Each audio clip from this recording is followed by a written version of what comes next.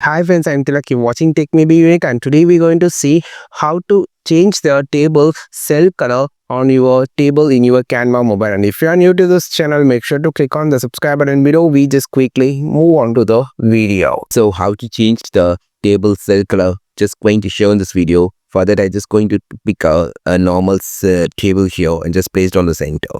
So now I just going to change the first, you just first select it by click on the cell and just drag it to select, then just click on the color option. Now here just going to choose this as a blue red color, and just select the first cell and just drag it and just click on the cell option. Now I just going to with a purple color, and other cells can be selected like a black shade or gray shade. Just click on any cell first, then you just need to drag it like this and just select it, then click on the color option and click on the color you just need to select.